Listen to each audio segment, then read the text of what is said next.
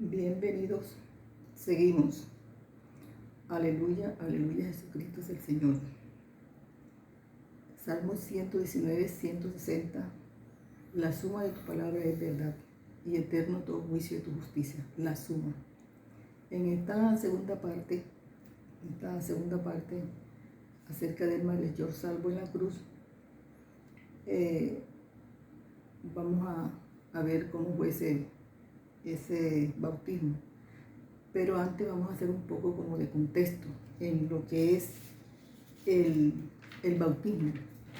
El bautismo se maneja de la manera que se le dice al creyente que va y lo sumergen en agua, y cuando sale de ahí ya se le dice que ese es un testimonio, ese es su testimonio público de fe. Lo sumergen, lo levantan y él sale y dice que es un testimonio público de su fe. También después de eso es reconocido, después ceremonial, es reconocido en la iglesia como un miembro activo, porque lo presentan como miembro activo después de ese ceremonial. Y la congregación lo recibe y todo como el nuevo miembro. Pero la Escritura habla del bautismo y lo hace en un sentido amplio, que es el bautismo, y ya lo vamos a ver.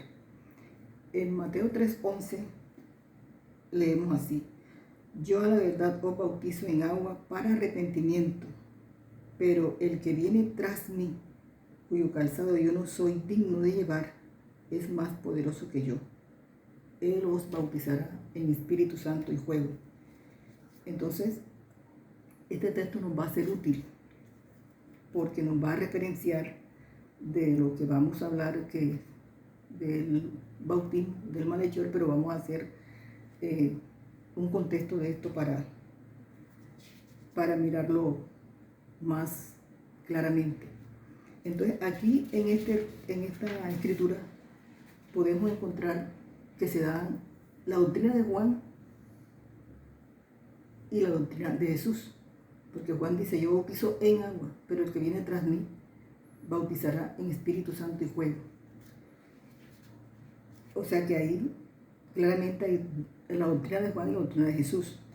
Y el fuego no es un fuego de condenación, el fuego es el fuego purificador. Es un fuego purificador. O sea, lo que está diciendo la Escritura en este instante es que en un futuro el bautismo de Juan quedaría en desuso.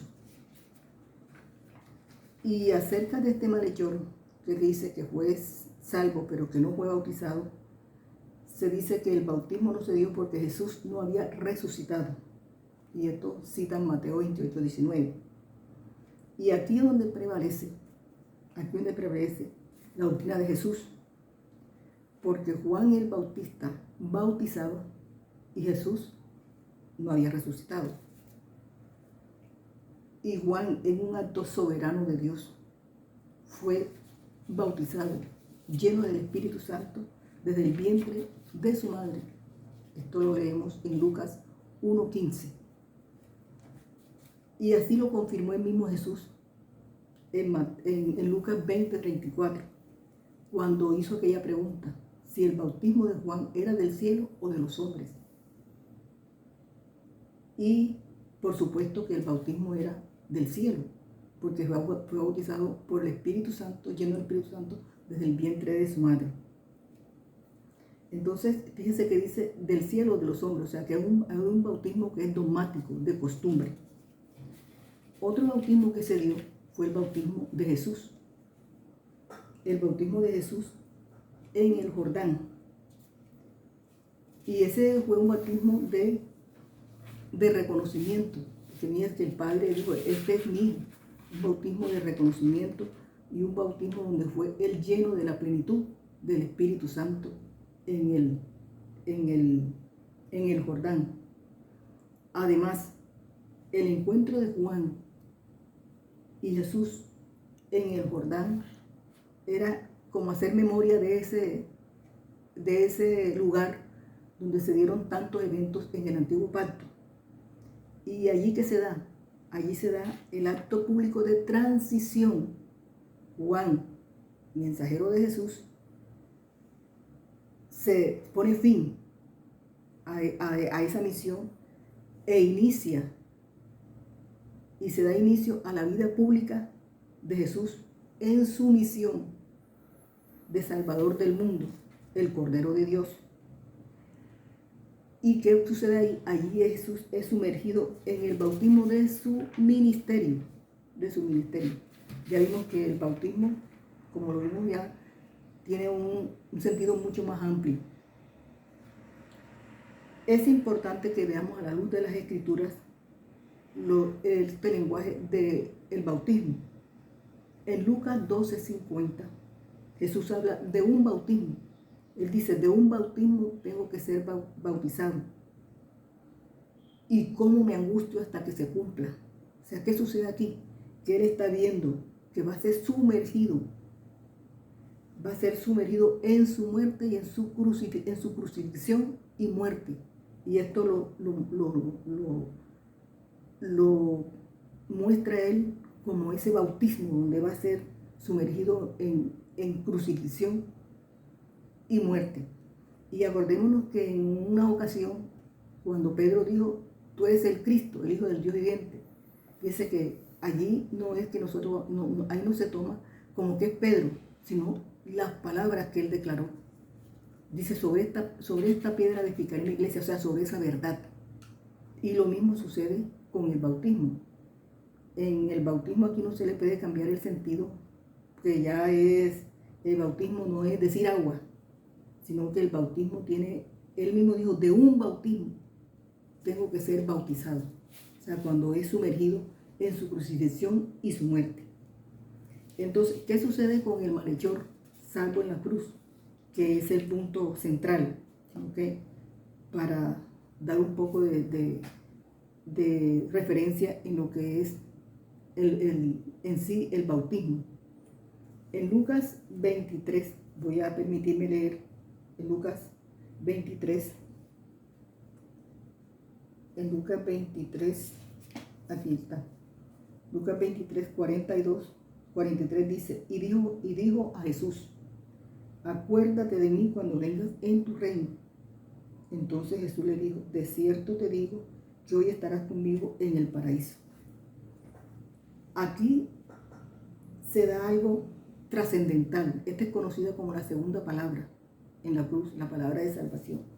Y aquí se da algo trascendental, porque no solamente aquí el malhechor que estaba allí, sino el hombre, la humanidad, esta palabra de salvación para toda la humanidad. Y la petición muestra que este malhechor había oído hablar del mensaje de Jesús.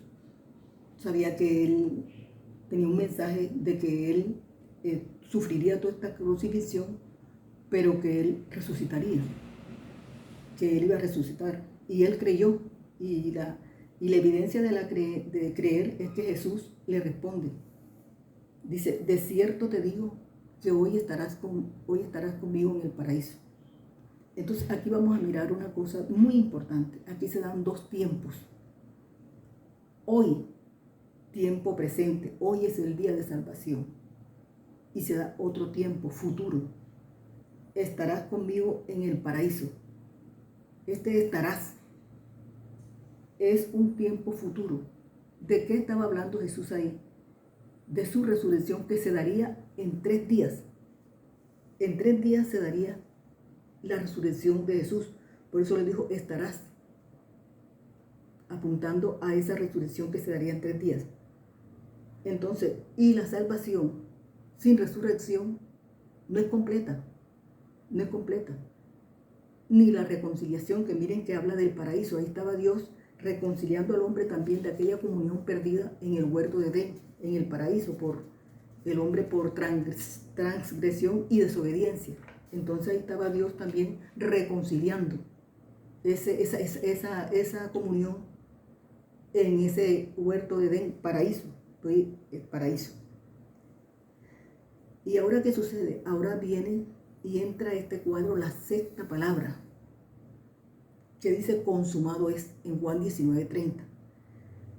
Muestra este cuadro completo, porque aquí se da el nuevo pacto en su sangre, el pacto de la gracia, entra.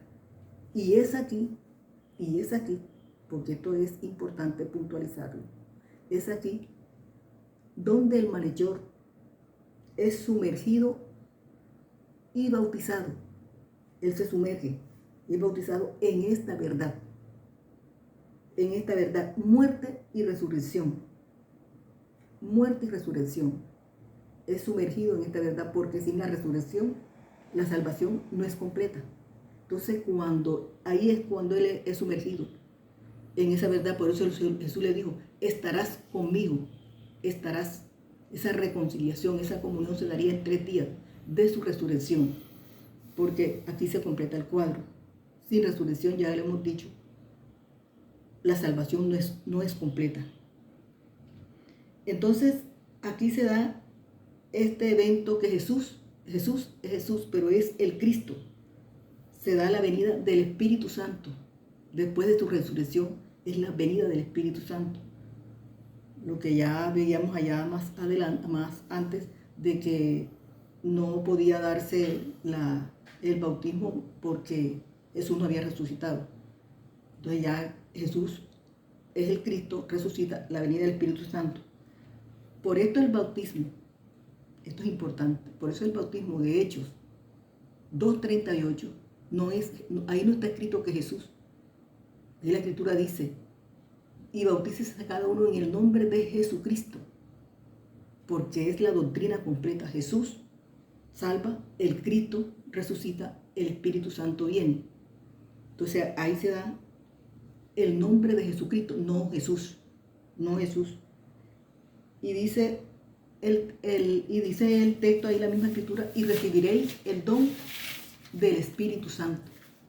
Qué maravilloso. Por eso es que leíamos y decíamos que la suma de tu palabra es verdad. Aquí no se pueden coger pedazos y no, la suma de tu palabra es verdad. Así las cosas. En Mateo 28:19, la gran comisión resume todo lo anterior. Jesús les dijo a los discípulos, vayan bautizándolo en el nombre del Padre. Es decir, que sean sumergidos en esa verdad, que el Padre es el que engendra los hijos espirituales. El Padre. ¿Cuál es la otra verdad? Bautizándolos en el nombre del Hijo. O sea, esa verdad. El Hijo es el que salva. Y bautizándolos en esta verdad, en el Espíritu Santo, que es el que santifica. Entonces, esta verdad y esta convicción es la fe que debe tener aquel que va a ser bautizado.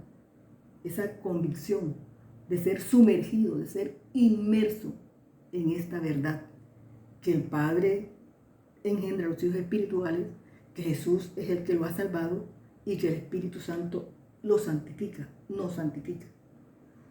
Esto es importante, ya lo dijimos muy antes, que miremos lo que Jesús le dijo a Pedro.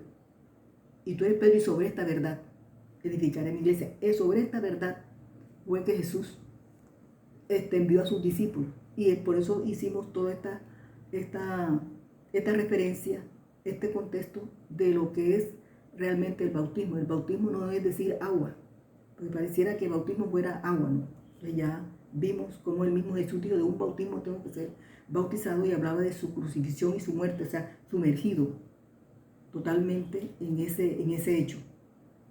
Así que, por último, ya para terminar, vamos a leer Hechos 1:5, que Hechos 1:5 es un texto que armoniza mucho con Mateo 3:11. Dice, porque Juan ciertamente bautizó con agua, mas vosotros seréis bautizados con el Espíritu Santo. Lo importante que es esta escritura. Esta escritura no necesita interpretación. Entonces, aquí vemos el bautismo de Jesús es el que prevalece. porque la iglesia, nosotros no somos seguidores de Juan el Bautista. El bautismo de Juan quedó en desuso y el mismo Juan lo anunció. El que viene tras mí, él bautizará en Espíritu Santo y fuego. Y este es un fuego purificador, no es un fuego de condenación. Entonces ya hemos visto cómo el malhechor de la cruz fue salvo y bautizado, porque fue bautizado en esa verdad. En la primera palabra, cuando Jesús le dijo, hoy estarás con, hoy es el día de salvación. Y después dice, estarás conmigo en el paraíso, cuando se cumpliera el tiempo de su resurrección. Entonces él ahí fue sumergido en esa verdad, fue salvo y bautizado en la verdad de que Jesús es el Cristo y que ha resucitado, porque la salvación sin resurrección no es completa. Y por último, sí dejarles un texto para que ustedes lo puedan como saborear allá en su interior, en su casa, en su momento, cuando esté ahí con Dios. Romanos 10:9, que dice, si confesares con tu boca que Jesús es el Señor y creyeres en tu corazón que Dios le levantó de los muertos. Fíjense lo importante que es la resurrección, que fue en ese momento donde es sumergido aquel malhechor que Jesús salvó allí en la cruz. Entonces, nos vemos en una próxima oportunidad y espero que me haya hecho entender en este asunto del bautismo, que es el eje fundamental de la fe de aquel que llega y se hace creyente. Nos vemos en la próxima oportunidad.